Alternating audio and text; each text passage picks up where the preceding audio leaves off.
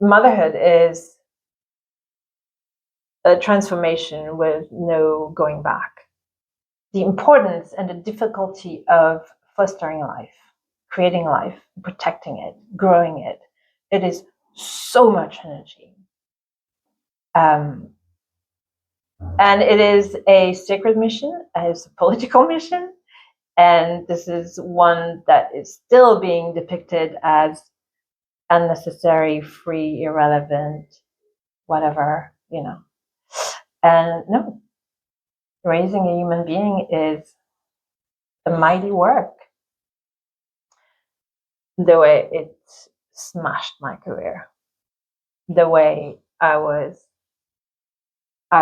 became totally irrelevant. My social contribution became totally irrelevant. It was just like, move over. Oh my God. Seething with rage, you know, and despair and rage and despair. I think because we're born in a patriarchy and we're used to it, and all of a sudden becoming my mother was like, oh, I'm seeing it now. I'm really seeing everything has been suppressed, and it's very challenging. And I felt obviously extremely angry. And I realized motherhood is the constant experience of failure, and that is, yeah, constant. You always fail at something, at yourself, or at the others, at your relationship. You always fail at something.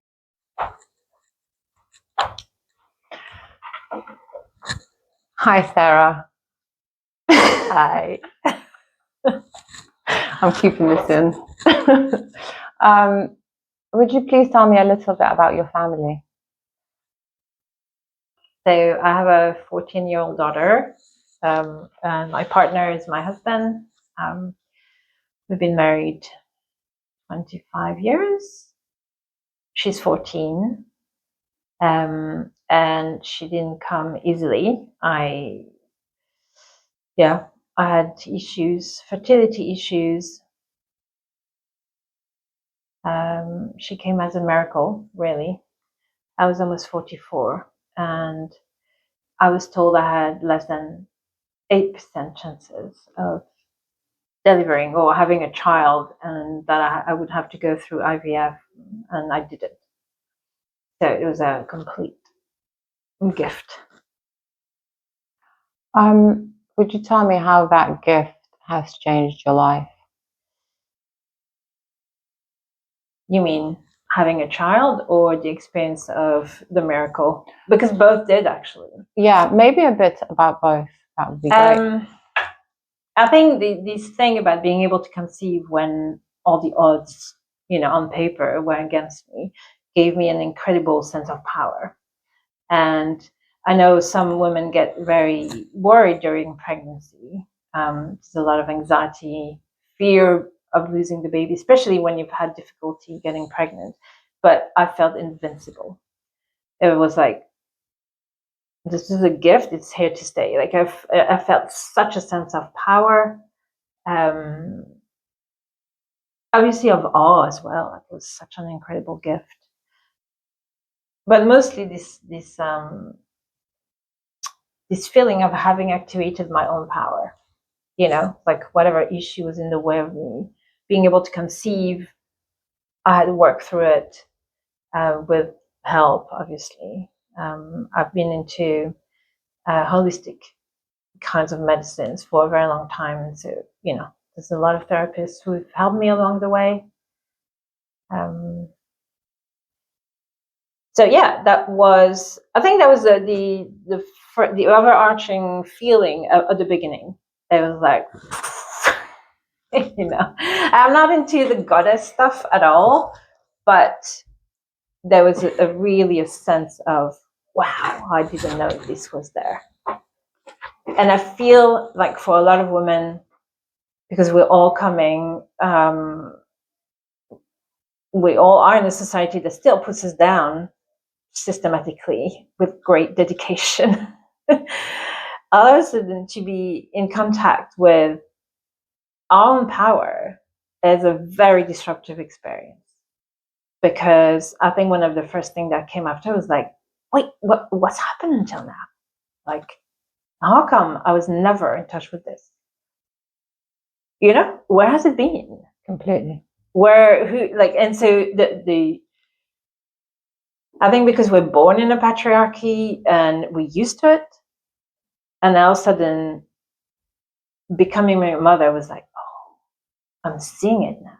I'm really seeing everything has been suppressed, and it's very challenging. And I felt obviously extremely angry, but also very. I felt a sense of urgency about gotta do something about it, and plus I have a girl, right? So it's like I've got to do something for her, and then all of a sudden it's like it's so huge, and like what do I do? Where do I start? So that was the first really world changing, you know, like earth shattering realization. And what's it been like for you raising a young girl? It felt so important, and there's this. I mean, it's very political, and there's a lot of stuff that happened with my career, i.e., a lot of stuff that didn't happen. And I've been heavily criticized for putting her at the forefront of my efforts and dedication. And it's essential. It's essential for her, and it's essential for our society. Like it feels very political to me. And even though I'm back in the kitchen, do you see what I mean? I'm back in externally. I'm wiping, cooking, like all that extremely boring thing. I still need to find a way to have a place in society again. Otherwise, that's not a complete model for her. But the next thing that happened, I mean, no, it's not the next thing, because the next thing that happened was dealing with a newborn, right? And the chaos of the absolute overwhelm of it, like it's just mind-boggling. But the next thing was going back to work, and the very clear requirement that all of a sudden work was a priority. Your boss making money off of your work is the priority, should be the priority of your life, just because you depend on money, right? And it was like, and I feel that the awareness of, and this is stuff that I heard before, but the awareness of the importance and the difficulty of fostering life, creating life, protecting it, growing it. It is so much energy. And it is a sacred mission, it's a political mission, and this is one that is still being depicted as unnecessary, free, irrelevant, whatever, you know. And no, raising a human being is a mighty work. Would you say that raising a human being is the most important job in the world, and it doesn't get enough credit? See, I don't want to say this, because technically when you say this, it means that the human being is raised for something. So there is the for something that is also important. You don't raise a human being so that it can raise other human beings. There's something else to life. But the something else has been given such an overwhelming priority. And so, yeah, the raising is essential. I'm not saying it's totally discarded by society, but it's certainly not valued. If you look at, how much teachers are paid, and, how much early age, how is it called? Early years. Early years carers are paid. It's insulting. And this is constant insult around the care work, like nurses. And to me, that ties in all this. Fostering life, protecting life is like so obviously, the ABC. And then you decide what you do with it. But if there's no life, there's nothing you can do with it. It's like, it's so obvious. Why do you think it's so undervalued in our society? Care work and raising children. Why do you think it's undervalued? Centuries of it having been extracted from us for free.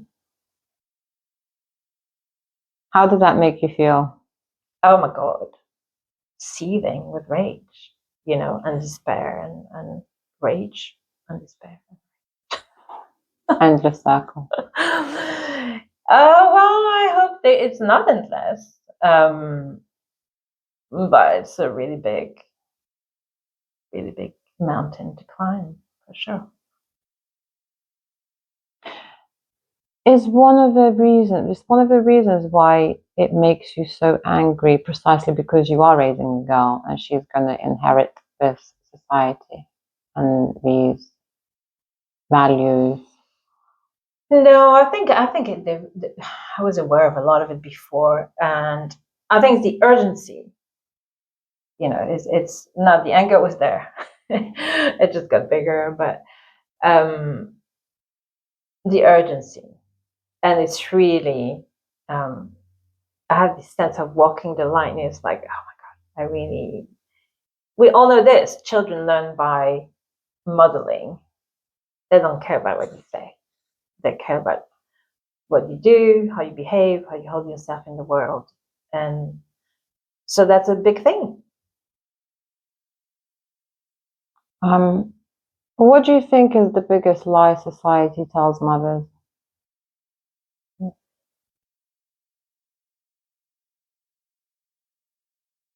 I'm not sure. I'm not sure because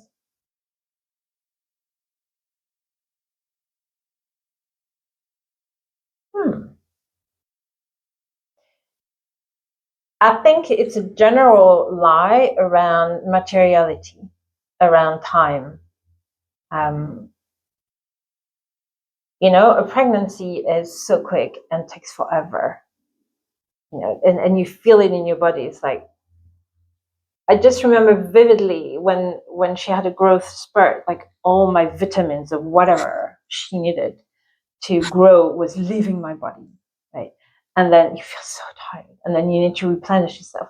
Like the amount of energy that goes into the physical, the material, and the amount of time that goes into cleaning, cooking, preparing food, like there's so much time that goes in it. And when society is like, like didn't happen with no, with just an image with no bodies, like you order stuff and it comes to you and it's like, this is a fucking lie, because there are hordes of people doing the work behind the scenes.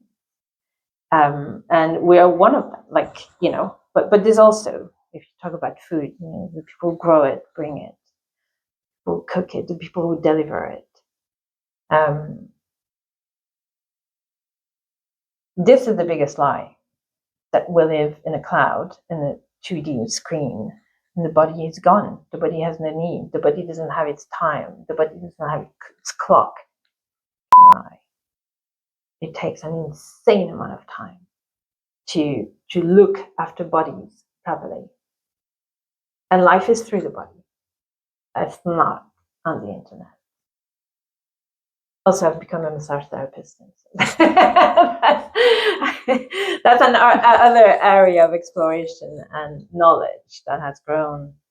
But I think once you've got a baby, you can't avoid this, because all they need is like body, non-stop. They're in this like constant, extremely fast-paced evolution and like very intense sensations, and you're there like responding to it constantly, but they're the ones experiencing it. But do you feel like you're almost vicariously experiencing those emotions as well, going through those emotions whilst watching your child go through those emotions? If you want to be able to respond to it properly, you need to be attuned to it. So I'm not sure if it's vicarious because I don't need it, but because it's my role to care, I have to be tuned in, and so I have to feel them.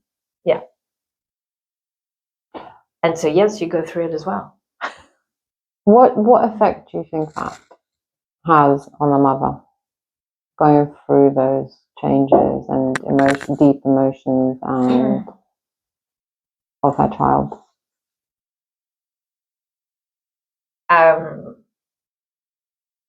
What effect? It's intense. It's intense. And it's all of a sudden you live two lives. You know, you still have your own body, and then you're like completely plugged in somebody else's biology and emotional landscape. And all of a sudden you hold two lives. It's bonkers. It's crazy. And it dawned on me. So my daughter was tongue-tied, and she had to have, so breastfeeding was challenging because by the time she got her tongue tied, she had a need for milk that her muscles weren't able to extract. So she fed every 20 minutes for about a month. And so it was insane, the tiredness I was in. And I just remember can't tell you whether it was night or morning. I just remember being asleep and having like this piercing sound coming through my ears, and a part of me jumping to respond, and a part of me being like, I can no longer move. Like this is over my strength. And it was like the same power, you know? Pulling you in both directions. Yes. I can't, I must. I can't, I must. I was like, I get it. This is why women go crazy. Because you are courted or halved, and one of the two is gonna lose. Inevitably.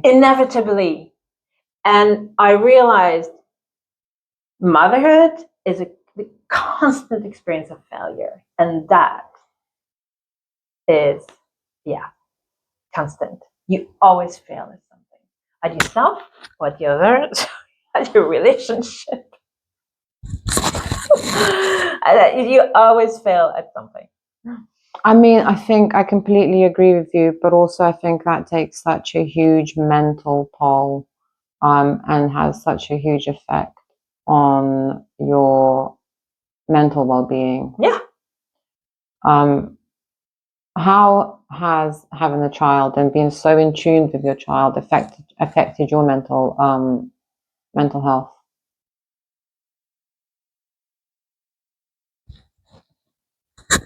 Until I realized this, it was chaos, like emotional chaos. I mean, I think where I got really lucky, and I kept thinking this, I can't imagine having to go through this and not having wanted that child. Because it was such a miracle with all of a miracle. So that kept me going. You know, it was like there's not a single moment of it that I'm going to reject because I've wanted it so much. And I wanted it because it was difficult, but also I wanted it because motherhood was on the rare things that I knew I wanted for myself, like from the very beginning. I'm not very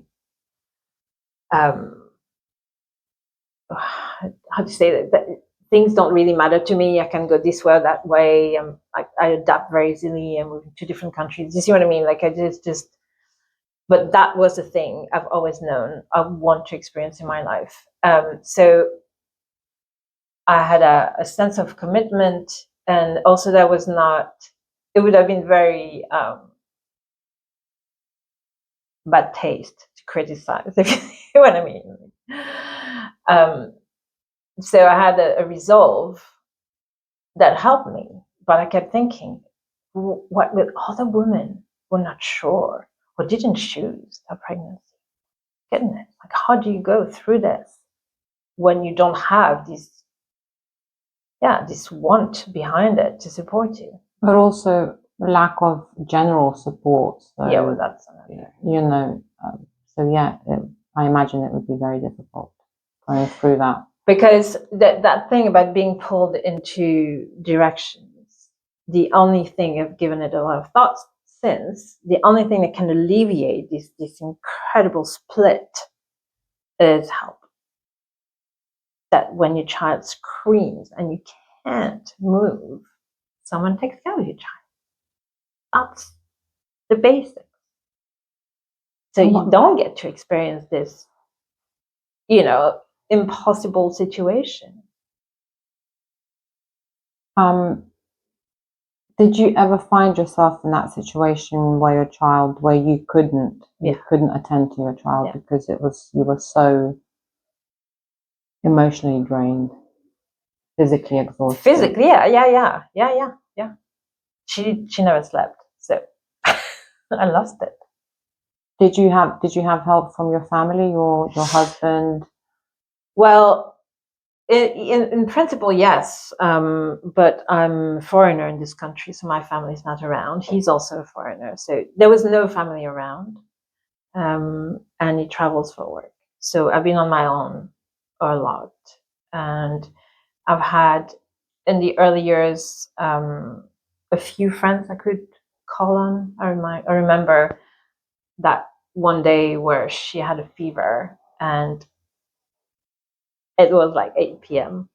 and well, what do you do, and so I was able to go with a friend, and my friend had a child but her partner was there. She was able to jump in. There's incredible solidarity there, but it's not sustainable because you get that from other women in similar situations. So there's a reciprocity, give and take. Then it's not sustainable because we're all exhausted. We all we've all lost it. Do you think there's sufficient help, I don't know, from the NHS, from whatever medical community, for new mothers, but also existing mothers that may struggle with mental health, may struggle with the daily grind? Do you think there's enough help? To me, the focusing on the mental health is not the correct focus, because if you give a mother sufficient rest, if she can sleep, if someone can take care of her baby, if someone can, then it's not going to be that bad. It's the absolute lack of support. I don't know if the NHS or whatever. I just remember, so my friends in France stayed a week in hospital by default. And in the hospital, the nurses took the baby, gave them to the breast, changed them so the mom could sleep and rest and do nothing else. That's one thing. And then I had a friend in Germany when she came home. So these are old stories. I don't know if it's even the case now. That was in the 90s because I'm an old mom. All my friends had children a long time before me. But then she had visitors, people come to her home to help her check. Do you need laundry? Do you need food? Do you need, what do you need? That's, and in traditional societies, it's like old wives, grandmothers, it's so obvious. It's so obvious. I think it has changed quite a lot these days. As the old saying goes, it takes a village to raise a child. I don't think we have a village any longer. I don't think that exists for many people, which I think makes it much harder.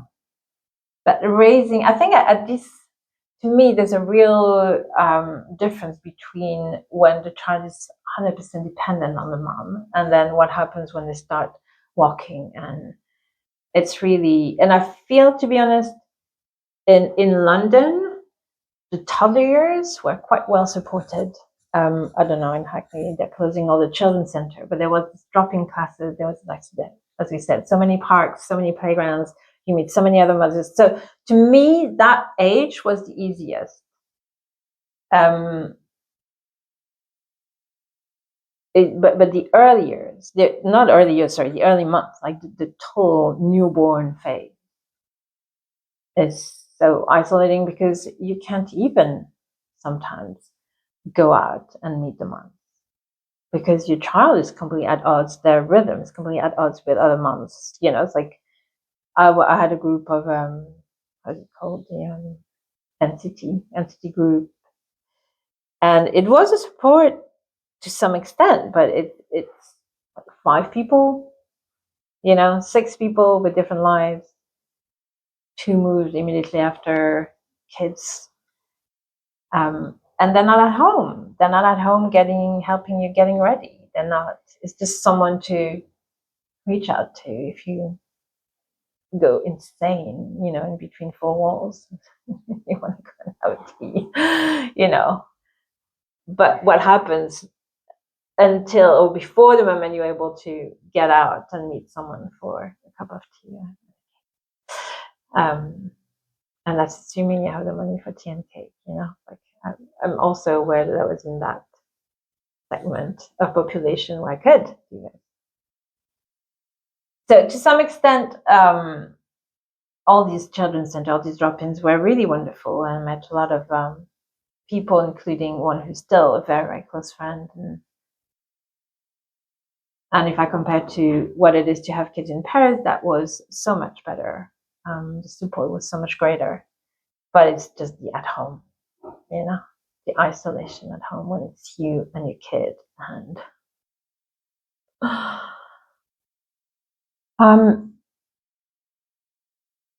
do you still sometimes feel that isolation of motherhood, or has that sort of dissipated with you?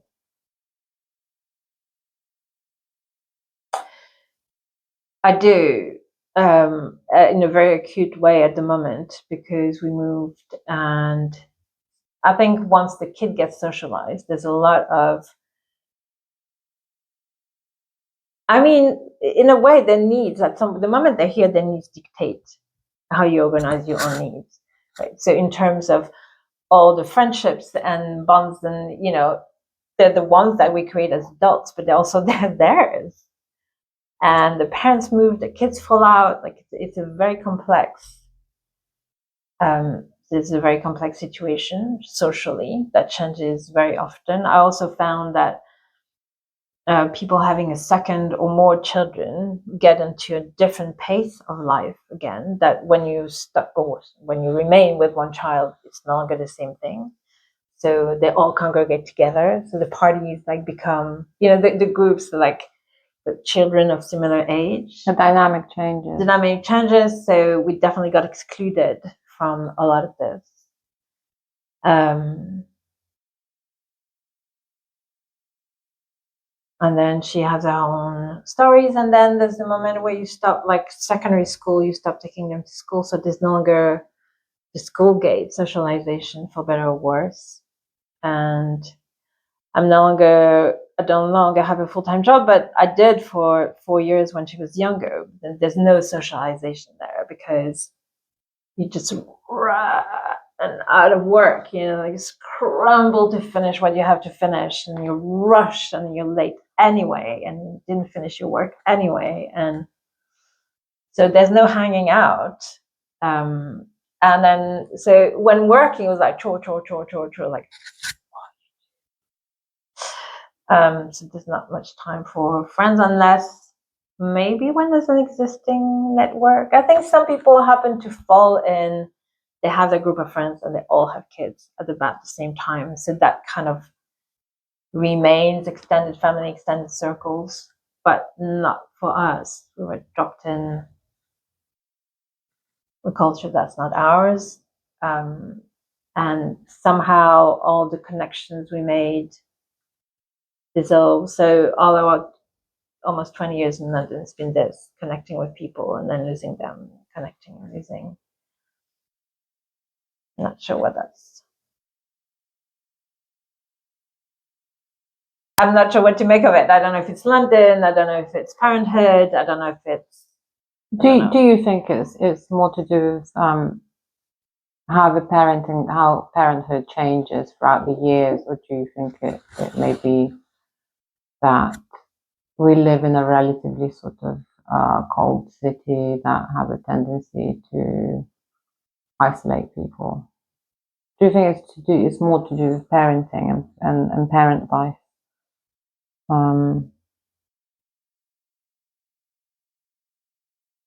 I don't know. I know I have a lot of friends who chose not to have children, or yeah, and that creates a massive divide, because when that becomes the center of your life and their center is somewhere else, it's difficult to maintain. It's not, the love is there, but the relationships are made of shared things, and you're not available to share it with them, and they don't want what you have because it chose not to. So even with the best efforts of trying to stay connected, it's just a natural drift. And I think the connections made around parenthood, it's been very disappointing for me, I have to say, because it's so important. And I felt that there was a common denominator that could keep people together regardless of the way they chose to be parents, or the way what their lives were before and after. I really felt that very strongly. But no, that's not enough for a lot of people, I think.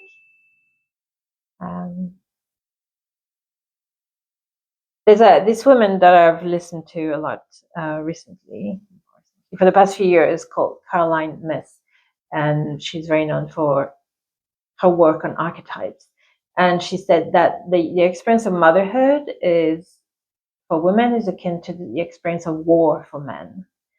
And it resonated really, really deeply for me. And to me, you hear like all these stories of, veterans, and they don't need to know anything else about each other than they saw combat, even if not together, right? And so to me, there was this thing that it's obvious that in between women, to have known motherhood is enough of a bond.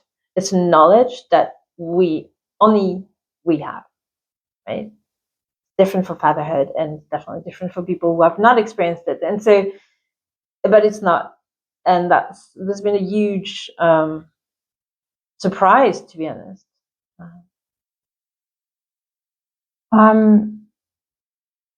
Would you say then that motherhood is quite lonely, or can be quite lonely? Motherhood today, or motherhood in London, I don't think it's true everywhere in any condition. But yeah, it's been incredibly isolating, and at the end of the day, it is you're the mother and nobody else. And so by definition, it's you and your kid, or kids and nobody else. There's a lot of other people around, but that experience is unique by definition.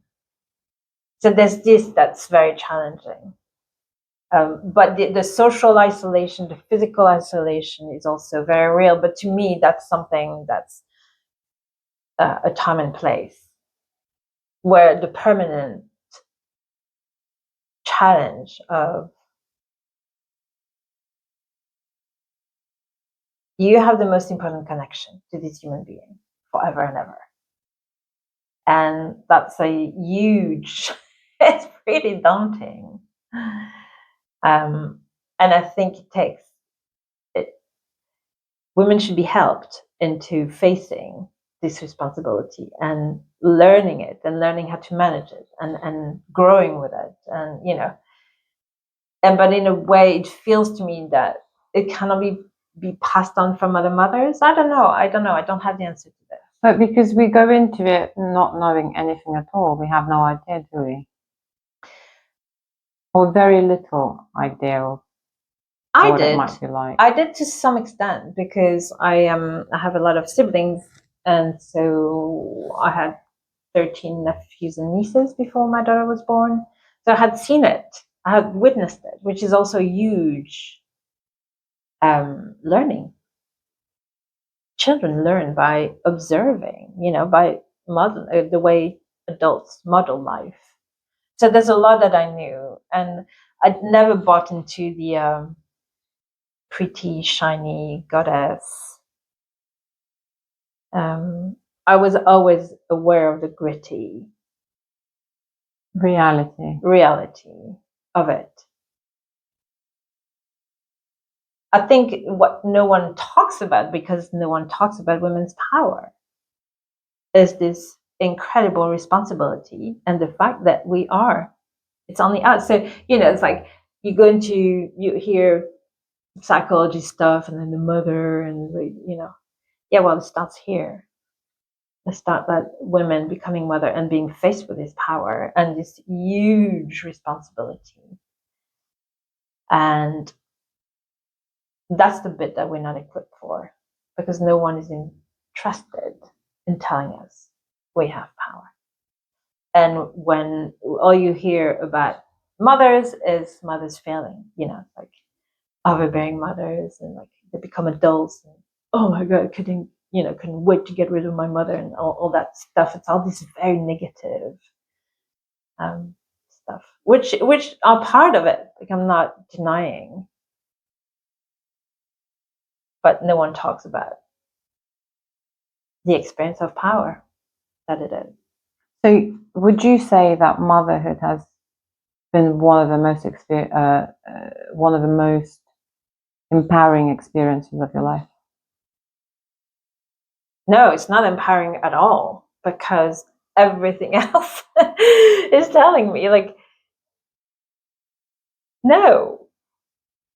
It's the experience of my power, but my power is not realized in society. See what I mean? Like, I'm still scrubbing and cooking, and it's not. I've experienced my ability and my power to foster life. Right? I've seen it in my child. I've seen the results of choices and decisions I made, and shifts, and like I see the results of my work in her, and so I see the expression of this power, right? But there's more. Power is more than that, and that's the thing. We're constantly confined to, all right, so maybe you're gonna have, first, our power is turned into duty, right? It's like flipped on its head, and then still confined in the domestic. And we still don't know when you take, well, it's not true. I know some women have made that transition. It's like, okay, when you bring that out to society, what does it look like? That hasn't happened for me, and it hasn't happened for a lot of women I know. Did you not expect motherhood to strip you of your power then? What did you expect of motherhood? No. I didn't expect it would shine a light on that, on power in general, at all. You expect the love, the experience of love, absolute, unconditional. And I did. And because my mom was gifted in this is something that I had received and I recognized. And this is wonderful. Like, we do it for this, right? My mom was very addicted to it, so she had 8 kids, right? Yeah, that's crazy. It's absolutely crazy. She wasn't required to work and make a living, and she was not. That was her calling. She didn't want to have a career. That's what she wanted to do. It's still completely insane. But my point is, we all see the love. That's the only thing I would argue that we do see. We see the love. We don't see the hard work behind the scenes, so to speak. So because of my mom, I knew the hard work. I had witnessed it. And I had witnessed, the reality, like the physical reality of motherhood. I had witnessed it. I was aware of it. But the power had zero. Knowing what you knew, what do you think it was within you that made you yearn for a child? No idea. I have no idea. To be honest, I didn't even want to have a family. And when I was having difficulties conceiving, a lot of people mention it's totally legitimate question: would you want to adopt? And I didn't. I wasn't sure, because the two things I wanted was to experience pregnancy. And I can't explain why. It was that really mattered to me. And I wanted to raise a human being, but that could have been. I didn't need to own a child to do this, if you see what I mean. Like, I think if I had not been able to conceive, I would have turned towards education or working with youth in difficulty, like just really, it's like changing the world one human at a time. Like, really, that interests me. The political aspect of working with young people. So no, not family. I come from enough family. I didn't feel the need to experience this again my own way. That was not my thing.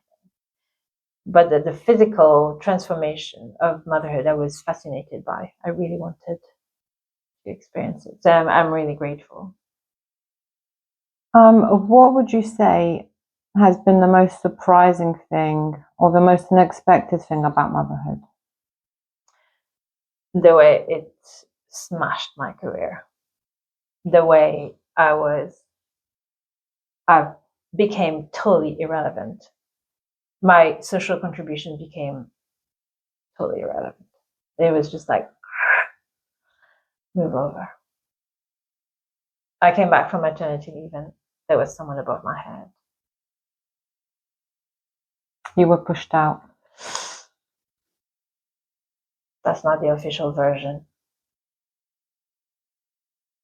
I certainly didn't put up with being treated like this. The job I had, contribute. Like, I had given a lot of my time and effort and knowledge, and also it's like. And since then, I've read this. I don't know if you've heard of it. Pregnant then screwed. I have. So I'm not the only one. It's an ongoing phenomenon. I didn't expect this at all. Because I was so old, it's like I was not new in my career. I had done pretty much what I wanted. I knew my value was not the greatest, but it was good enough. It was good. Like, I knew what I was worth, totally. And I had made choices, and I owned my choices. I'd never been career driven, but I could recognize all the choices I had made. Like, I stood behind what I'd done. It was such a sense of, I know what I'm doing, I was like, oh, okay. That's been, very, very, very difficult to accept. How has that affected you? Massively.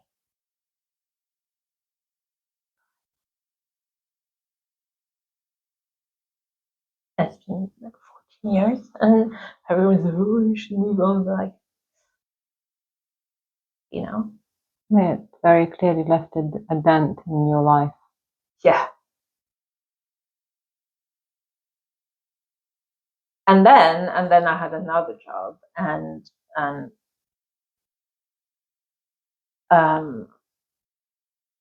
you go into it really wounded with the sense that you're worth nothing. Your worth has devalued. It's like the 1929 crash. Like, honestly, when people buy a loaf of bread with a wheelbarrow, no, it's this level. I thought I had like some worth, and again, like, I'm not career driven. I'm not massively ambitious. I'm not, and I don't need recognition in order to exist. But I knew what I was worth, and then you're told, oh, no, not at all, because you'd become a mother. I don't know.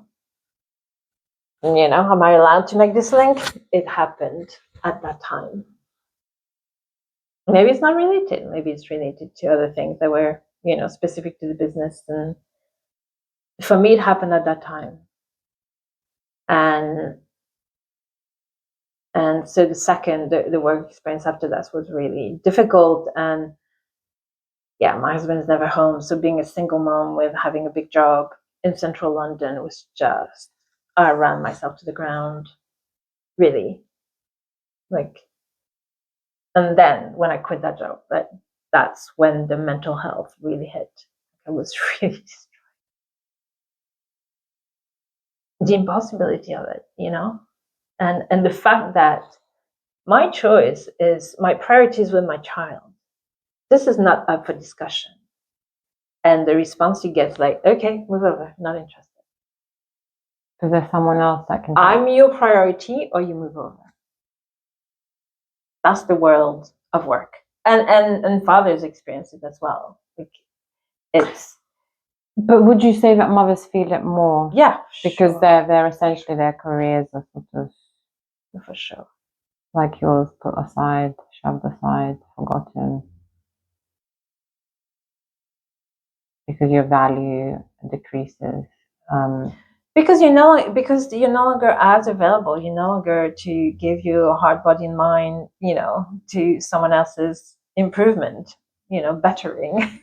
That's something you're not interesting to them. It's like we live in a consumption, extraction society, and then they have less to extract from you, so they're going to go for the person they can extract more from. It's just as simple as this. And knowing it from the outside is one thing, and then experiencing it, it's you reflected on you. It's like, oh, that's what I ever was for you. It's like, oh, I had put more for myself in that job than just being, pecked at for a little salary. Yeah. And then I looked for part-time jobs, and then it's like, oh, it's so underpaid. It's so underpaid. It's like, oh, you're in the hole. We're going to keep you there because we'll make money out of it. And I even heard someone say it's good to hire mothers because they work harder. Like, how cynical is that? Yeah. Yeah. Just makes you wonder. I know, no wonder. It's a fact. It's a fact. That's the reality. So this woman, Julie, I'm terrible with name, but the woman who wrote Pregnant and Screwed, that it's not an issue. It's not women at work. That's the issue, or it's mothers at work. That the salary, the pay gap is not that big between women and men. It's huge between mothers and non-mothers and mothers and men. This is what the discrimination is. And the way I see it is it's an emotional thing. It's like this patriarchal thing where the male needs to be given priority. And see, men who haven't had, people in general, the way they react to babies, they're so angry. They're so angry that they get the priority. They're so jealous. They're so, like, can't you shut him up? You gotta shut her up, like shut the baby up. Like, where do you go? Like, leave them alone. You don't have a life anymore. See what I mean? Like, there's such rivalry between men and babies. How come I'm no longer the number one? How come I'm no longer getting all of your attention, devotion? You're like, to me, it's like that's what's at play behind the incredible discrimination of mothers. in the workplace. How do you wish that to change by the time your daughter grows up? Or how would you hope that to change? How I figure that's like ignore men. Ignore them. They want it all for themselves. Fuck them. Just go and work with people who are going to respect you in whichever state of being a woman you are. But I think that's quite hard to do. Yeah. Because patriarchy is rife, as we know. Despite all the changes, despite all the social movements, despite everything, it's still rife. Yeah, I mean, I'm not going to see the end of it in my lifetime. She probably won't either. But just don't waste, when I say ignore men, it's like literally don't waste your time, which is what probably my generation has done, you know. Thought it was kind of done by the 60s women. So, yeah, don't waste your time. Interesting. Do you think anything has improved for us as women since the 60s? Really, genuinely?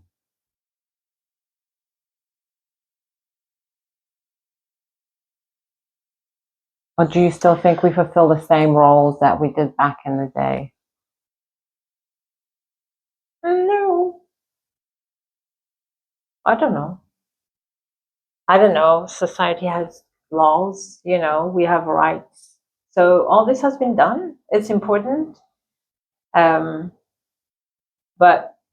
it's trench war, you know, it's like one by one relationship by one relationship, one situation by one situation. Now, it's not my highest, greatest motherhood moment, but there was, I find like getting a kid ready and then on time to be in school and you ready on time to be at work is just the most stressful thing I've ever experienced. And I've worked big, stressful jobs. That is like just so difficult. And there was a moment where I'm not good with time, so we were late again, and there was the bus coming, and I'm like, run! And I didn't realize there was a bicycle coming because it was hidden by a truck, like a, and the bicycle was on us, like it was a muppet, you know. And my daughter was hit, the dog was hit, people rushed to the scene, you know, everyone was fine. And there was a bus driver. I, you know, just leaned over the window and said, "You should look when you cross."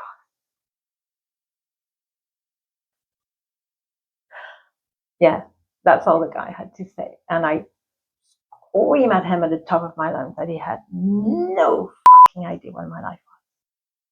He has no right to speak to me about my situation because in reality, he has no idea. Never had, never will. Because all that stuff he never had to do, think of, take care of, integrate in his life. Never, ever, ever. And so that's what I mean. It's like it's one battle at a time. You fuck off, you fuck off, you fuck off. One by one by one. Just like boundaries assert the singularity of this situation and claim it, like own it and give it its power again, its value again. But it's constant. It's constant. It's very tiring. Do you think parenting is very different for men and women? From the inside looking in? Yeah, got to be. And I don't have an issue with that.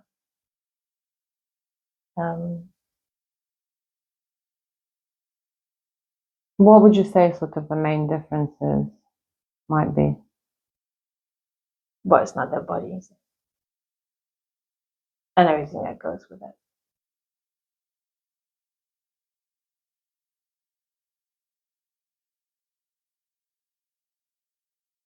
Do you feel like we as mothers, as women, we give our bodies and sort of our mental health, we have to sacrifice all these things almost to have children? part of the deal. I don't like that word sacrifice, but there's something that goes that never comes back, that's for sure. And again, when it's something you choose or you accept, it's not a sacrifice. It's horrendous when you don't choose. And that's why the right to abortion is a sacred right. You can't force anyone to go through losing everything they know unless they accept it. You know, like,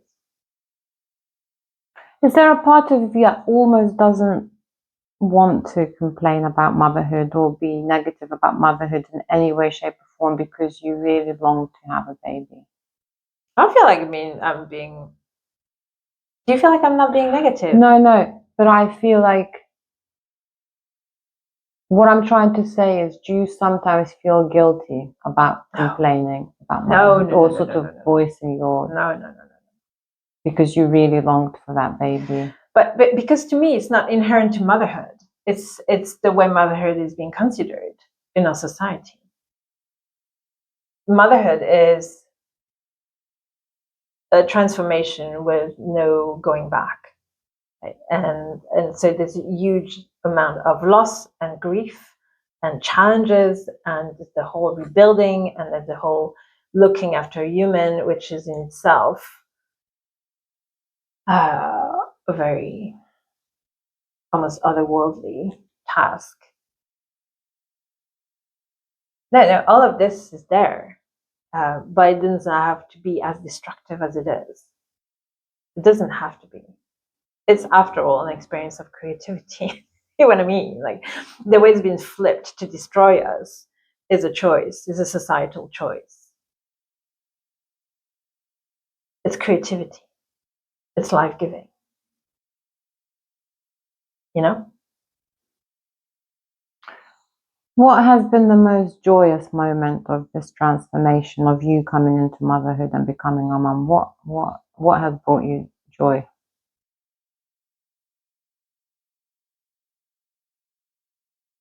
To see the beauty of human beings. And I think whenever you look at a child, you really look at a child, or really interact with even a newborn, like the magic of it, the resourcefulness, the incredible gifts and beauty, and it's just so amazing. You know, I mean, her first giggle was just incredible, incredible. And honestly, all I did was to like make her drop from my knees. You know, like I didn't even think about it. And then, you know, her laugh erupted. God, it's God. You know, I don't really believe in God, but it's of this essence. The incredible beauty of life and of human beings. It's a privilege to witness it so closely and to be reminded of it. And so intimately. Yeah, absolutely. And so that's an endless source of joy, which is why when you say sacrifice, you give stuff, you know, like the stuff that goes, for sure. And something else is created. And I think once, yeah, I enjoy feeling myself in this continuity.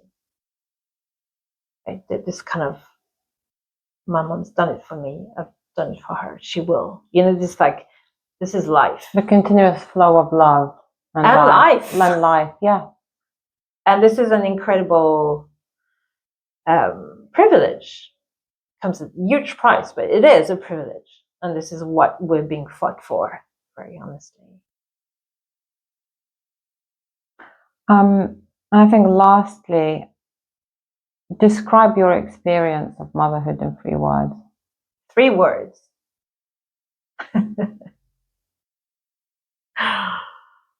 Hard. So hard.